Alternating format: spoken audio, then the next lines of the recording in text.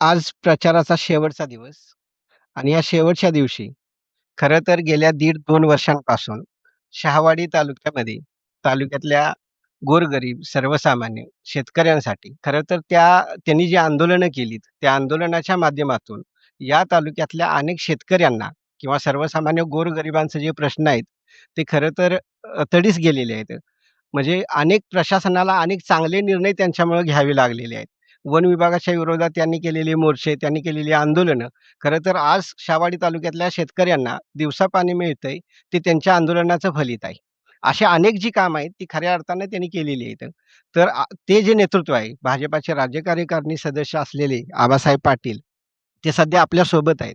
खरं तर जिल्हा परिषदेच्या अंबर्डे मतदारसंघात त्यांच्या संघर्षाची साथ देत असलेल्या त्यांच्या पत्नी रजनीताई पाटील या अंबर्डे मतदारसंघातून निवडणूक लढवत आहेत.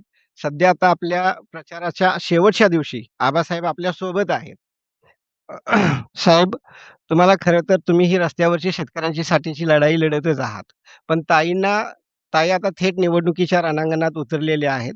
हा निर्णय आपल्याला का आणि कसा घ्यावा लागला? राज्याचे मुख्यमंत्री आदरणीय देवेंद्र फडणवीस साहेब यांचे सर्वप्रथम मी आभार मानेल, की माझ्यासारख्या सामान्य शेतकरी कुटुंबातल्या नेतृत्वाला राज्यापर्यंत घेऊन गेले आणि राज्यामध्ये स्थान दिलं आणि आज जिल्हा परिषदेच्या माध्यमातून ज्यावेळेला महिला राखीव आरक्षण पडलं, तर त्यावेळेला महिलांना प्राधान्य मिळालं पाहिजे आणि आपण आमच्या घरातल्या महिलांना, मुलींना घरात बसवतो आणि आम्ही बाहेर काम करतो.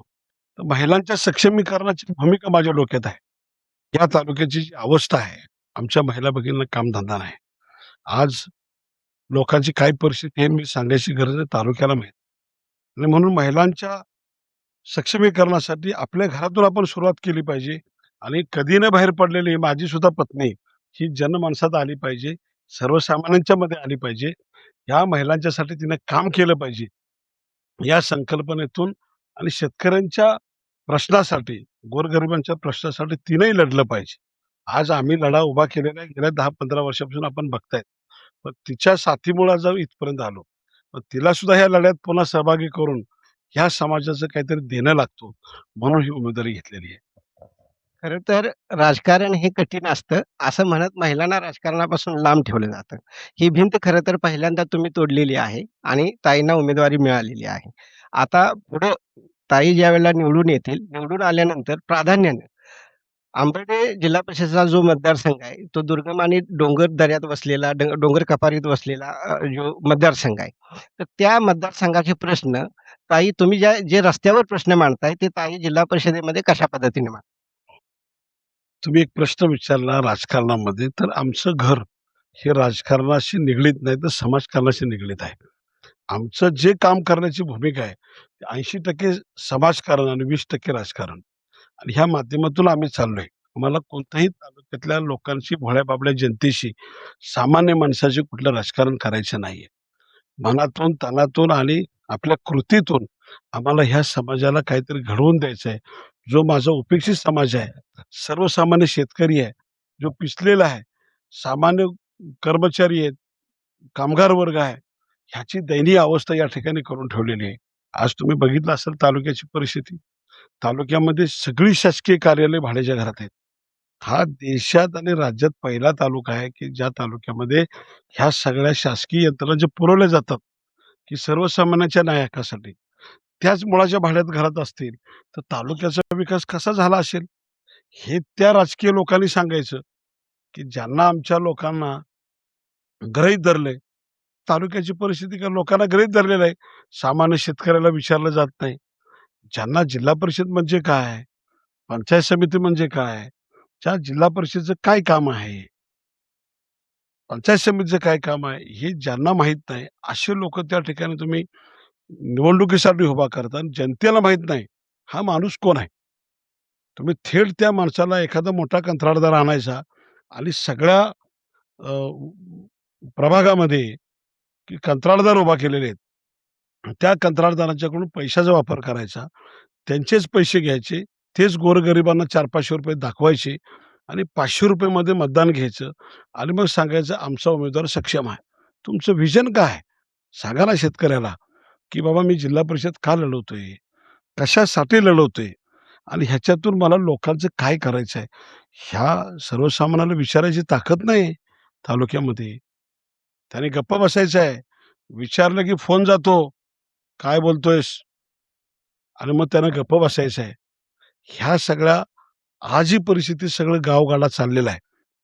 गावगाड्याची परिस्थिती जर बघितलं, तर तुम्ही विकास कोणता आहे तालुक्याचा? म्हणजे गावात रस्ता आणला, पाणी दिलं आणि एखादं कुठला आला तरी गोरगरिबाला त्यांच्या गटाच्या माणसाला घरकुल दिलं म्हणजे विकास नाही झाला तालुक्याचा. तालुक्याचा विकास काय असतो, ही ज्यावेळेला जनता आबासाहेब पाटलांना निवडून देईल, त्यावेळेला तालुक्याचा विकास जो 70 वर्षात झाला नाही, तो 2 वर्षात आम्ही करून दाखवू. किती वर्षात? 2 वर्षात. विकासाची व्याख्या तुमची काय आहे? आज ज्या तालुक्याचं नाव शाहू महाराजांच्या नावावरती आहे, ज्या तालुक्यामध्ये विशाळगडसारखा किल्ला आहे, ज्या तालुक्यामध्ये पावनखिंड आहे, ज्या तालुक्याचं वैभव आहे, छत्रपती शिवाजी महाराज, छत्रपती संभाजी महाराज, छत्रपती राजाराम महाराज, त्यांचं शाहू महाराजांचं वास्तव्य या तालुक्यामध्ये होतं आणि आज त्या तालुक्यामध्ये काय अवस्था आहे? ह्याला कोण विचारणार आहे? कोणी विचारू शकत नाही. प्रस्थापित व्यवस्थेमध्ये मग मी लोकांना प्रश्न विचारलेले आहेत. तुमचं ₹500 मध्ये भागत असेल आणि मग तुम्ही 5 वर्ष तुम्ही कोणाला विचारणार नसेल, तर जरूर ₹500 घ्या. म्हणजे तुम्ही लोकांना 500 दिले, की पुढची 5 वर्ष आमची गेली. आरामशी 5 वर्ष गेली. ह्या ज्या संकल्पना, भूमिका मांडून गृहीत धरलेल्या आहे सगळ्यांना, हे मोडीत काढण्यासाठी शेतकरी वर्गाला जागा केलेला आहे. माझा बाप रात्रभर बांधावर आहे हो. माझी आई रात्रभर पाणी भरते. आज काय केलंय तुम्ही गावात? ज्या पेयजल योजना आहेत, सगळ्या गावाची चौकशी लावा. एकही स्कीम पूर्ण झालेली नाही. सगळ्या मोडक्या-तोडक्या उघड्यावर पडलेल्या आहेत. पाणी भरायचं नाही लोकांनी, पाणी द्यायचं नाही. हा विकास आहे? रस्ते बांधलेत. कसे बांधलेत? हाय तोच रस्ता उकरायचा, दोन्ही बाजूनं मुरूम टाकायचा, जरासं काळं-पांढरं केलं. 1 एमएमचा पण थर नाही तुम्हाला दाखवतो. असे-असे खडे आहेत. 2-3 महिने रस्ता दिसतो. पाऊस आला की गेला होऊन. जनता सांगते, मी नाही सांगत आहे. जनता सांगते आणि तुम्ही स्वतः बघितलेला आहे. आणि पुन्हा मग तो 5 वर्ष रस्ता वाट बघत असतो. पुढच्या इलेक्शनपर्यंत पुन्हा आम्ही तेच करतोय. म्हणजे आमचा खेळ फक्त रस्ता, पाणी, रस्ता, पाणी. घरकुल योजना मोदी साहेबांनी दिले 100%. मुख्यमंत्र्यांनी दिलेले 100%. का होत नाही तालुक्यात? मागेल त्याला घरकुल आहे. पण आम्ही देऊ शकत नाही. ह्याचं मंजूर झालं की त्यानं अडवायचं, त्याचं मंजूर झालं की ह्यानं अडवायचं आणि ह्या राजकारणामध्ये लोकं खेळत ठेवायची आणि लोकांना अंधारात ठेवायचं आणि म्हणून हे आम्ही लोकांना सांगितलंय. मी सांगितलं लोकांना, तुम्ही निर्णय घ्यायचे आहेत. लढा तुमचा आहे. हा लढा माझा नाही. मी काय इथं पदं मिळवण्यासाठी आणि उमेदवारी मिळवण्यासाठी आलेलो नाही. हा तुमच्या जनतेला न्याय देण्यासाठी उमेदवारी महत्त्वाची आहे. आज ज्यावेळेला लोकांच्यावर हल्ले झाले, चारी बाजूनं वन विभागाकडनं लोकांची नुकसान भरपाई झाली. नुकसान झालं प्रचंड पिकांचं. कुठलाही नेता त्या शेतकऱ्याला विचारायला गेला नाही, तुझं किती नुकसान झालेलं आहे. रात्रभर बॅटरी मारून सुद्धा आम्हाला दिली जात नाही. बॅटरी मारायला सुद्धा मुभा नाही तालुक्यामध्ये. अशा परिस्थितीमध्ये लोकप्रतिनिधी म्हणून तुमची काय भूमिका होती? तुम्ही का त्या ठिकाणी जाब विचारला अधिकाऱ्यांना? "का रे बाबा माझ्या शेतकऱ्याला अडवतोस?" ही धाडस तुमचं झालं नाही. म्हणजे तुम्ही फक्त मतदान घेतलं, की आमदार निवडून दिला, तिकडे गेला. खासदार निवडून गेला, तिकडे गेला. जिल्हा परिषद निवडून गेला, तो 5 वर्ष येत नाही. पंचायत समिती आम्हाला माहीत नाही. म्हणजे आमचे लोकप्रतिनिधी आम्ही निवडून दिलेले कुठे आहेत? हे शोधण्यासाठी आणि हे बघण्यासाठी ही उमेदवारी आहे. हां, ज्या गावात जाईल ते सगळे शेतकरी चारी बाजूने उभा राहिलेत, की आम्ही शेतकऱ्यासोबत आहे, आम्ही तुमच्यासोबत आहे. आणि हा लढा शेतकऱ्यांच्यासाठी आहे, की जे 40 वर्षात जे लोकांचं शोषण झालेलं आहे, लोकांना त्रास झालेला आहे. ही सगळ्यासाठी आज आबासाहेब पाटलांच्या माध्यमातून ही जनतेची उमेदवारी जनतेला महत्त्वाची आहे. या तालुक्याला सगळ्यात मोठा जर धोका कुठला असेल आणि जर लोकांची अडचण कुठली असेल, तर या तालुक्यातले आत्तापर्यंत 2 लेकरं वन्य प्राण्यांच्या हल्ल्यात दगावलेली आहेत. एक शेतकरी गव्याच्या हल्ल्यात दगावलेला आहे. आम्ही आमची पोरं-बाळं जन्माला घालायची ती वन्य प्राण्यांच्या घशात घालण्यासाठी घालायची का? असा जो प्रश्न उठतोय आणि मुळात आता वन्यजीव विभाग असू दे, त्यांच्याकडनं किंवा शासनाकडनं यावर कायमस्वरूपी उपाययोजना व्हावी. त्या अनुषंगानं खरं तर तुमचा पक्ष आता सत्तेत आहे, महाराष्ट्रात आहे, केंद्रात आहे. त्या अनुषंगानं काही ठोस कारवाई होणार का? एक. दुसरं असं, की या तालुक्यातला बहुतांशी जो तरुण वर्ग आहे, त्याच्या हाताला कामधंदा नाही. आणि तो तरुण वर्ग म्हणजे आपल्या तालुक्यातनं जवळपास 10 ते 20 लक्झऱ्या रोज मुंबई, पुण्याला भरून जातात. म्हणजे मला तर असं वाटतंय, की मतदानाला आपण त्यांना ते ज्या घेऊन येतो, खरं तर ज्या गोष्टीची लाज वाटायला पाहिजे, त्या गोष्टीचा आम्हाला अभिमान वाटतो. हे थांबणार का? आणि ह्याच्यासाठी तुमच्याकडे काही ठोस आराखडा तुमच्याकडे आहे का? अतिशय चांगला प्रश्न तुम्ही विचारला, की आज आपलं व्हिजन काय आहे? या तालुक्यामध्ये प्रचंड सुशिक्षित बेरोजगार युवक आहे. त्याच्या हाताला काम नाही. निवडणुकी आली, की आमच्याकडे एम-आय-डी-सी कधी आवळीला होती, कधी आमिनीला होती, कधी आता जुळवाडीला होती आणि हळू-हळू ती अंबारड्यापर्यंत गेलेली आहे. आणि नंतर ही निवडणूक संपली, तर मग ती पुढे येळवण-जोगाईपर्यंत जाईल असं मला वाटतं. म्हणजे हे सूत्र आहे. आणि मग हे सगळं झालं, की आमचा रोजगार संपतो तिथं. दुसरा मुद्दा आहे, आपण विचारलेला, की शैक्षणिक संस्था शाळेत आपल्या तालुक्यात मुलांनी शिक्षण कुठे घ्यायचं आहे? तुम्ही गावगाड्यामध्ये गेल्यानंतर म्हणजे अनेक व्हिडिओ तुम्ही सोशल मीडियावर बघितला असाल, की माझ्या गावात शाळा आहे, पत्रा सडलेला आहे. मग आमच्या नेत्यांना टाकायचं, की गावच्या पुढाऱ्यांना टाकायचं 10,00,000 शाळा दुरुस्ती आणि ती शाळा दुरुस्तीसाठी 70,000-80,000 पत्रा मारला, दुरुस्ती झाली. बाजूला मुलांना लघवीला सुद्धा जागा नाही. मी पुसाळे धनगरवाड्यावरती एक शूटिंग दाखवलं होतं, की लहान मुलांच्या सगळे टॉयलेट म्हणून तरकीब आणली होती फाटलेली. तरट्याने पोती बांधून लघवीसाठी केलेलं आहे. जगाच्या इतिहासामध्ये भारत हा एक आता विकासाच्या दिशेने चाललेला देश आहे, की इंटरनेटच्या जगामध्ये आमच्या तालुक्यात टॉवर नाहीत. येळवण-जोगाईपासून तुम्ही करंजपेठपर्यंत जा, नेटवर्क नाहीये, मोबाईल टॉवर नाही आणि आमच्या शासकीय सगळ्या योजना आता ऑनलाईन शासन योजना देते, टॉवरच नाही. ऑनलाईन भरणार कसं?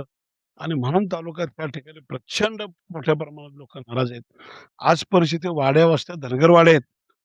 संपूर्ण धनगरवाड्या उद्ध्वस्त झाल्यात, की त्या लोकांची एवढी मोठी अवस्था झाली धनगर समाजाची, की त्यांची घरं जंगलात आहेत. जंगलानं त्याच्यावर अतिक्रमण केलं. वन विभागानं अतिक्रमण त्यांच्यावर केलेलं आहे. आमच्या वाड्या-वस्त्या अतिक्रमणात आहेत. आमचे रस्ते अतिक्रमणात आहेत. आमची देवळं अतिक्रमणात आहेत आणि त्यांना घर पडलं त्याला बांधू दिलं जात नाही. घर मंजूर आले, पण त्या वन विभागात आहे म्हणून तुम्हाला बांधू दिलं जात नाही आणि ह्याला कोण विचारणारा कोण वाली नाही. आणि हे सगळं मोडीत काढून त्या माझ्या मायबाप जनतेला गोरगरीब धनगरवाड्या, दलित वस्ती आहेत, सगळ्या गोरगरीब त्या ठिकाणी वरच्या परिसरामध्ये राहिलेला आहे. त्याला मला न्याय द्यायचा आहे. त्यांना खरी गरज माझी आहे आज, की आबासाहेब पाटलांच्या माध्यमातून कोणतरी आम्हाला विचारणारा इथं आलेला आहे.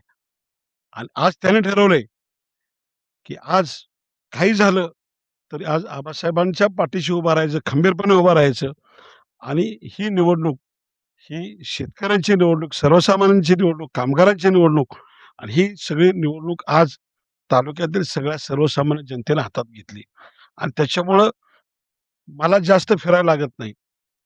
मी आज प्रचार करून तुमच्या समोर झाडाखाली चटणी भाकरी खातो हे बघा. ज्वारीचा टाईम आहे आणि मी शिवारातच जेवायला बसलो, ही त्यात चटणी भाकरी आहे शेतकरी पण आणि शेतकऱ्याची शेतकरी चटणी भाकरी आहे. आम्ही येशीतनं फिरणारी माणसं नाही, रस्त्यावर चालणारी माणसं आहे.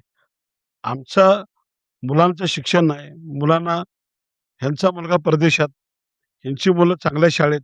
आमचा मुलगा खोरं खांद्यावर घेऊन उसात आहे किंवा सकाळी पाटी घेऊन म्हशीच्या मागे आहे शान काढायला. डेअऱ्या तुमच्या, दूध आमचं, ऊस आमचा, कारखाना तुमचा. आम्ही आहे ना, रक्त आटवून घ्यायला. आणि म्हणून शेतकऱ्याचं हे प्रचंड तालुक्यातली जी दयनीय अवस्था आहे, ही मोडीत काढण्यासाठी देवाभाऊनी पाठवलेला हा शिलेदार आहे आणि नक्कीच महाराष्ट्राच्या राजकारणामध्ये जे झालं नाही आजपर्यंत ते शावडी तालुक्यामध्ये झालं पाहिजे. शावडी तालुक्याचं नाव पहिलं बदलायचं आहे. जो शाहूगड होता त्याला शाहवाडी करून ठेवलं. तोही आम्हाला बदलायची आहे. दुसरा मुद्दा ह्या तालुक्याचा कायापालट करण्यासाठी शेतकरी सज्ज झालेला आहे आणि शेतकऱ्यांना मी विचारलेलं आहे, हे करायचं का नाही करायचं? तुम्ही सांगायचं आहे. त्याच्यामुळं महाराष्ट्रातील मुख्यमंत्र्यांनी घेतलेले निर्णय हे शेतकऱ्यापर्यंत पोहोचलेले आहेत. आज लाडकी बहीण योजना माझ्या प्रत्येक गोरगरिबाच्या घरामध्ये माझ्या माता भगिनीला महिन्याला ₹1500 मिळतात. हे देवाभाऊनी केलेलं आहे. आज आम्ही कामगारांच्या माध्यमातून भांडी-पेटी प्रत्येक गावागावात पोहोचवलेली आहे. विचारा लोकांना भांडी-पेटी मिळाली का? तर मिळाली. आज त्यांच्या मुलाच्या लग्नाचा खर्च कामगारांच्या माध्यमातून उचलला जातोय. त्यांना मूल झालं, मुलाला पैसे, शाळेत गेला, शाळेला पैसे. 1ली ते 12वी पर्यंत आम्ही पैसे त्यांना चालू केलेले आहेत. शेतकऱ्यांच्या सगळ्या योजना आम्ही राबवतोय. शेत पिकाचं नुकसान झालं आम्ही त्यांना देतोय. जेवढं तालुक्यात कोण देणार आहे? कोणता एक तुम्ही दाखवा, आता एक उमेदवार दाखवा, की त्याने शेतकऱ्यांसाठी काय केलं. मी फक्त 4 कामं येऊन सांगायची त्यांनी. ज्यांना मतं मागायची आहेत ना, त्यांनी शेतकऱ्यांना सांगायचं, की माझी 4 कामं आहेत आणि म्हणून मतदान मला पाहिजे. त्यांनी एक काम सांगावं, 4 नाही सांगत मी, एक काम. हे जर व्हिजन शेतकऱ्यांच्या समोर असेल आणि शेतकऱ्यांनी ओळखलंय, की आज आमच्यातलाच कोणतरी शेतकऱ्याचा पोरगा उभा राहिलेला आहे आणि त्याला ताकद दिली पाहिजे आणि म्हणून या तालुक्यातली शेतकरी जनता आज प्रस्थापित व्यवस्थेला काढल्याशिवाय राहणार नाही आणि आज या तालुक्यामध्ये पहिल्यांदा ऐतिहासिक एक असा निर्णय होईल, की शेतकऱ्यांनी निवडणूक हातात घेतली आणि शेतकऱ्यांनी जिंकून आणली. हा विजय शेतकऱ्यांचा असेल, माझा नाही. मला आणि तुमच्या वतीनं आणि आमच्या वतीनं सगळ्या शेतकऱ्यांना या निवडणुकीसाठी खूप साऱ्या शुभेच्छा. धन्यवाद.